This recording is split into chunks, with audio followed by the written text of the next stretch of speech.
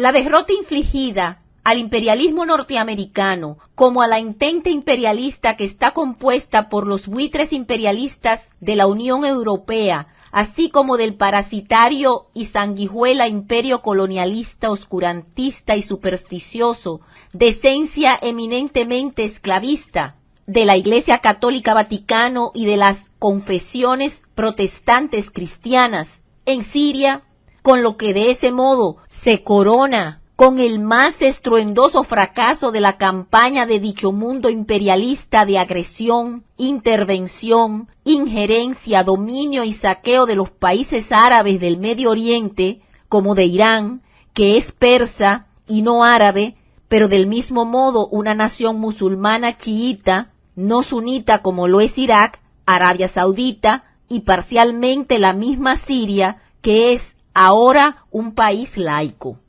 Lejos de volver sensatos a los países imperialistas derrotados y a sus secuaces, los ha tornado en más insensatos y totalmente huérfanos de sentido común, lo que los obliga a entramparse en un pantano de tierra movediza que los hunde más y más, en tanto lanzan zarpazos de aventuras terroristas, las que acompañan los imperialistas norteamericanos y europeos, junto a sus secuaces católicos, evangélicos, con falaces acusaciones y peregrinas conjeturas cargadas de calumnias y mentiras,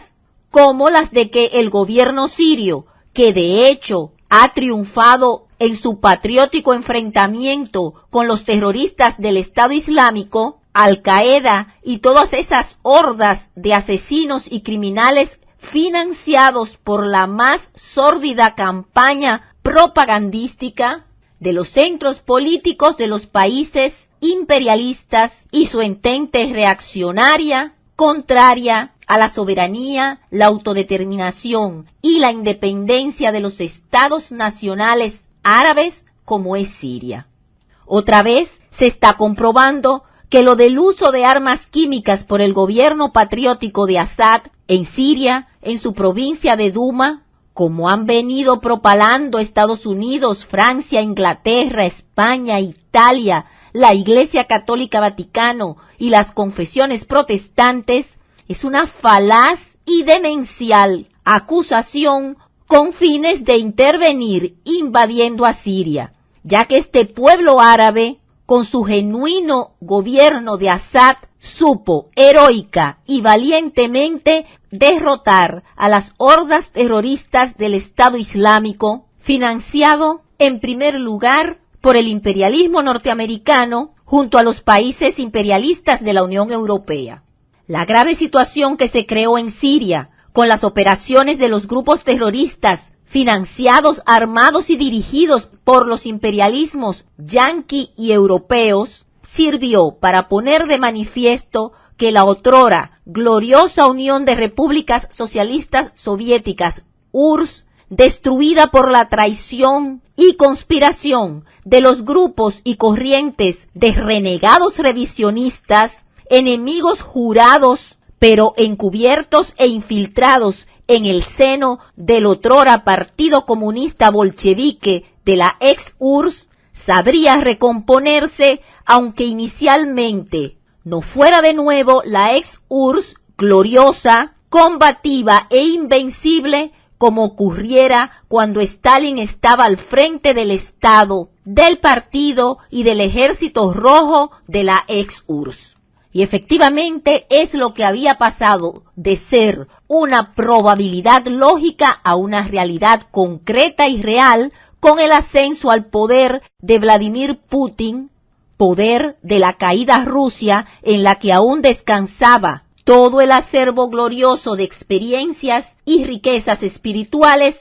que se materializa en la lucha por ideales de justicia, igualdad, solidaridad, derecho a la autodeterminación y a la soberanía, como la independencia de las naciones y pueblos. Porque no obstante la caída que encarnó el borracho y crápula agente de la CIA y supertraidor y renegado revisionista Boris Yeltsin, como el mismo agente imperialista Dmitry Medvedev, en el espíritu nacional de Rusia, sobre todo en sus masas trabajadoras, intelectuales progresistas y revolucionarios, como en las gloriosas tradiciones antifascistas y antihitlerianas que componen y descansa la historia viva del Ejército Rojo de Stalin, que se recrea hasta como una tenue sombra de la imagen titánica de aquel en las actuales Fuerzas Armadas de la Federación Rusa, con Vladimir Putin a la cabeza. Había de tener la suficiente perspicacia e inteligencia para tener que entender que el objetivo final del imperialismo yanqui, como de todas esas prostitutas imperialistas de los gobiernos de los países del tinglado imperialista y colonialista de la Unión Europea, es el asalto, doblegación y sumisión total de Rusia, convencidos de que hasta que no logren hacerlo, su reinado vivirá en eterna zozobra de inseguridad, además de que la naturaleza del imperialismo, que es la de todos esos países, les obliga a que irracional y reaccionariamente traten de aplastar al que saben que es su potencial contrincante, con reservas de magnitudes incalculables en cuanto a experiencia de lucha e indomable voluntad guerrera, con el doble convencimiento de la causa justa y de que las guerras se llevan a cabo para matar y destruir al enemigo, no para que éste venza y mate a quienes le hacemos frente y desplegamos la lucha por la vida y el derecho a la libertad y a la igualdad. Antes de proseguir desarrollando este tema crucial de interés vital para el destino y futuro inmediato de toda la humanidad, de todos los países y continentes, pueblos y naciones, hasta los pequeños países como el nuestro, República Dominicana, que ocupa poco más de la media isla de la Hispaniola, Santo Domingo, que tienen su destino y su supervivencia atados al desenlace final de la lucha contra el imperialismo norteamericano y los imperialismos de la Unión Europea, como contra el imperio parasitario del opio de la humanidad y ocioso oscurantismo de la Iglesia Católica Vaticano y de las confesiones protestantes por igual cristianas, hemos obligatoriamente de detenernos en el hecho insólito de cómo se produjo la restauración del imperialismo en la ex-URSS y se desarticuló aquella majestuosa fortaleza que lucía invencible del socialismo proletario. Si bien es una cuestión de profundas raíces, así como de complejas e inextricables causas, que llevaría mucho tiempo explicar y hacerlo de manera asequible y comprensible para que la gente común y corriente logre comprenderlas, está el hecho, no obstante, que lo facilita en extremo el caso del papel desempeñado por el último zar revisionista del socialimperialismo y el socialfascismo, con el que desde la muerte de José Stalin, 1952-53, vino desarrollándose el siniestro proceso del desmantelamiento del socialismo y su sustitución por la farsa del engaño del socialfascismo hacia lo interno, esto es, hacia el seno de la sociedad socialista soviética, mientras que en cuanto a la política exterior, el internacionalismo y la solidaridad proletarias que habían regido hasta el 1952-53 a la ex-URSS, la misma fue suplantada por la condición de país social imperialista en lugar de socialista proletario, como aconteciera en época de Stalin. El último gran traidor y Judas de los renegados revisionistas khrushchevistas brezhnevistas que asaltan el poder del Estado soviético, de su ejército y el Partido Comunista en el 1953, y conocido ese penoso y sangriento como doloroso proceso único en la historia universal por no tener analogía con ningún otro acto ni proceso de traición, fue Miguel Gorbachov, que cocinó sus coartadas para darle el tiro de gracia o decapitación del cuerpo muerto del régimen soviético con lo de la perestroika y su glasnost, o abandono total del espíritu de Partido Comunista y de abandono de la naturaleza de clase proletaria del socialismo revolucionario y marxista-leninista-estalinista. Adocenamiento y obsequiosidad en aras de hacerse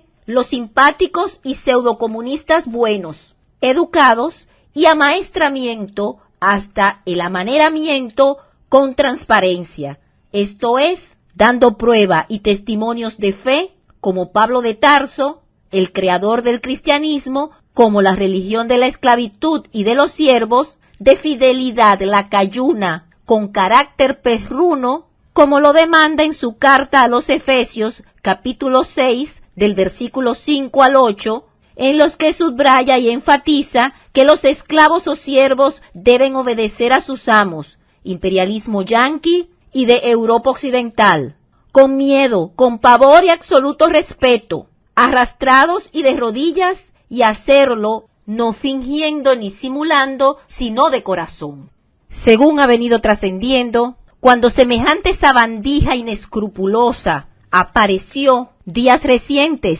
abogando a favor de que Vladimir Putin buscara hacer del perrito de Pedro Pablo Kuczynski, el canalla norteamericano que fungió de presidente del Perú y que por corrupto, ladrón y criminal, cómplice de Fujimori y su condición de criminal de lesa humanidad, fuera destituido y colocado en proceso de ser sometido y condenado, no solo por la justicia peruana, sino a ser juzgado por la justicia brasileña por su involucramiento en el programa de corrupción conocido como Lavallato. Y en aras de la distensión, Putin se le arrodillara, como él hiciera, al definitivamente convertirse en un traidor a la Unión Soviética, al socialismo, y como renegado traidor revisionista, pasar a ser un leproso moral, espía pagado de la CIA y agente ideológico político mercenario pagado por el imperialismo norteamericano y la OTAN.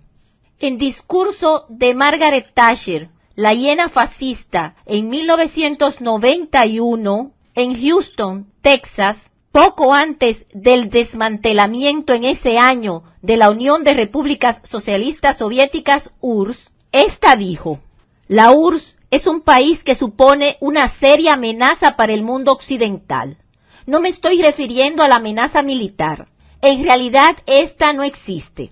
Nuestros países están lo suficientemente bien armados, incluyendo el armamento nuclear. Estoy hablando de la amenaza económica. Gracias a la economía planificada y a esa particular combinación de estímulos morales y materiales, la Unión Soviética logra alcanzar altos indicadores económicos. El porcentaje de crecimiento de su Producto Nacional Bruto es prácticamente el doble que en nuestros países. Si añadimos a esto los enormes recursos naturales de los que dispone la Unión, con una gestión racional de la economía, son más que reales las posibilidades que tiene de expulsarnos del mercado mundial. Esto es lo que decía Thatcher, y agregaba: por eso siempre hemos adoptado medidas encaminadas a debilitar la economía de la Unión Soviética y a crear allí dificultades económicas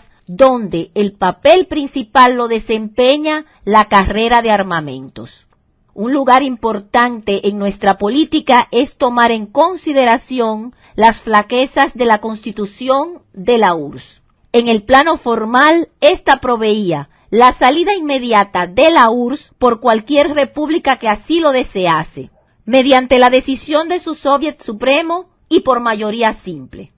Cierto que la realización de ese derecho era prácticamente irrealizable debido al papel cimentador del Partido Comunista y de los órganos de seguridad. Y a pesar de todo, en esta particularidad constitucional teníamos potenciales posibilidades para nuestra política. Por desgracia, y pese a todos nuestros esfuerzos, Durante largo tiempo la situación política en la URSS siguió siendo estable durante un largo periodo de tiempo. Teníamos una situación complicada. Sin embargo, al poco tiempo nos llegó una información sobre el pronto fallecimiento del líder soviético y la posibilidad de la llegada al poder, con nuestra ayuda, de una persona gracias a la cual podríamos realizar nuestras intenciones en esta esfera. Esa era la valoración de mis expertos. Siempre propicié la formación de un grupo calificado de expertos sobre la Unión Soviética y cuando la situación los requería, fomentaba la emigración desde la URSS de los especialistas necesarios. Esa persona era Mikhail Gorbachov, a quien nuestros expertos calificaban como una persona imprudente, sugestionable y muy ambiciosa. Él tenía buenas relaciones con la mayoría de la élite política soviética y por eso su llegada al poder, con nuestra ayuda, fue posible. La actividad del Frente Popular nos requería de grandes inversionistas. Hablamos de gastos en multicopistas y de respaldar económicamente a funcionarios. Sin embargo, lo que requería fondos considerables era el apoyo a las prolongadas huelgas de mineros. Grandes debates entre los expertos levantaba la cuestión sobre la candidatura de Boris Yeltsin, en calidad de líder de ese Frente Popular, con la perspectiva de su consiguiente elección al Soviet Supremo de la Federación de Rusia, en contrapeso al liderazgo de Gorbachov. La mayoría de los expertos se pronunciaban en contra de la candidatura de Yeltsin, debido a las particularidades de su carácter y a su pasado. Sin embargo, se produjeron los contactos correspondientes, los acuerdos y la decisión de forzar la candidatura de Yeltsin fue lo que definitivamente se adoptó.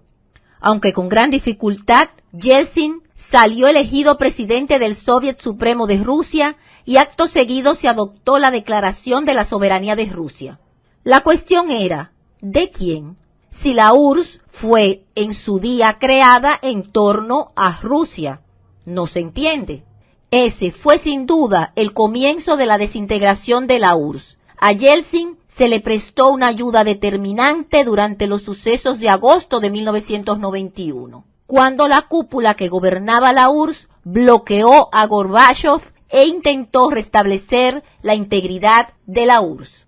Los partidarios de Yeltsin resistieron y este adquirió un poder real, significativo, aunque no total, sobre los órganos de seguridad. Todas las repúblicas de la Unión aprovecharon la coyuntura para declarar su soberanía, aunque algunas lo hicieron de un modo un tanto sui generis, sin descartar su permanencia dentro de la Unión. De modo que ya se ha producido de facto la disolución de la Unión Soviética, aunque de jure continúa existiendo. Pero les aseguro que en los próximos meses recibirán la noticia de la formulación jurídica de la disolución de la Unión Soviética.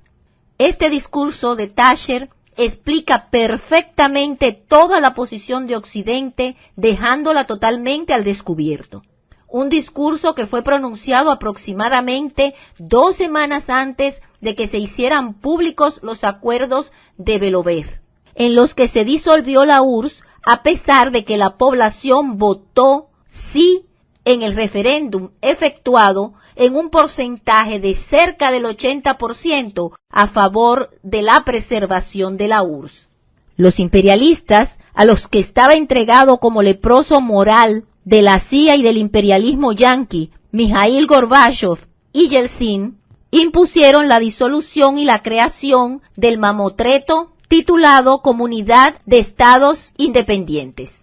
Las firmas de los impostores revisionistas solo fueron de Yeltsin, que fungía de presidente de Rusia, los contrarrevolucionarios ucranianos, a los que Khrushchev le había regalado Crimea, y los de Bielorrusia. Los demás países de la URSS no firmaron. Estas palabras de la hiena carroñera y bestia reaccionaria Margaret Thatcher fueron extraídas textualmente de un video colgado en el portal La Pupila Insomne, en el que aparece: Anatoly Lukianov, quien fue el último vicepresidente de la URSS, leyendo y ampliando este testimonio de Marras. Y Lukianov había sido compañero de estudios del leproso moral y apestoso espía traidor Miguel Gorbachov.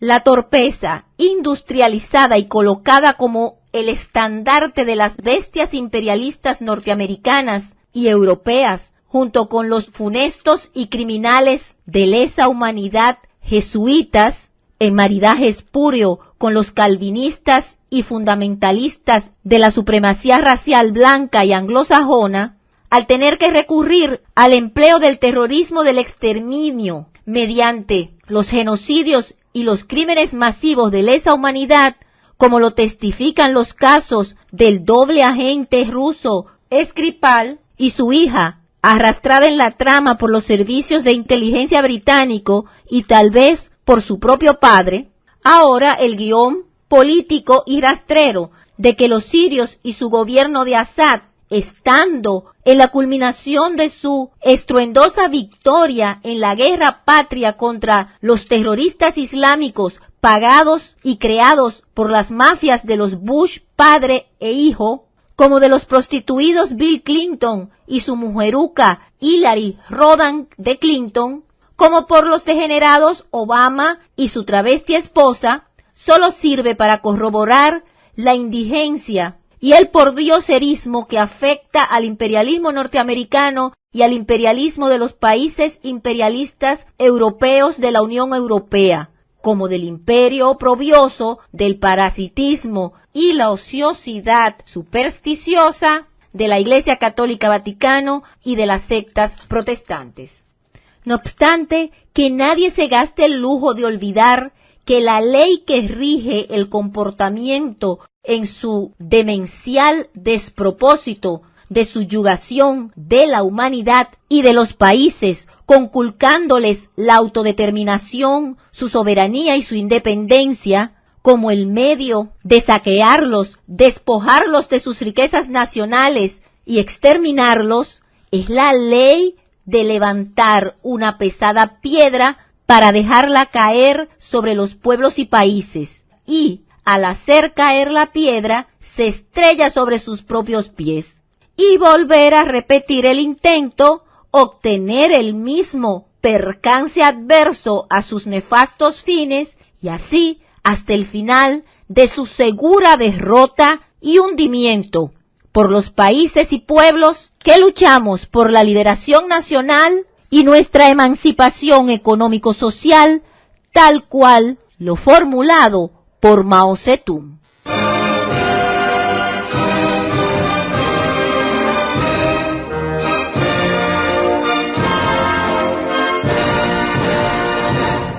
Está usted escuchando la voz del Partido Comunista de la República Dominicana, Pacoredo.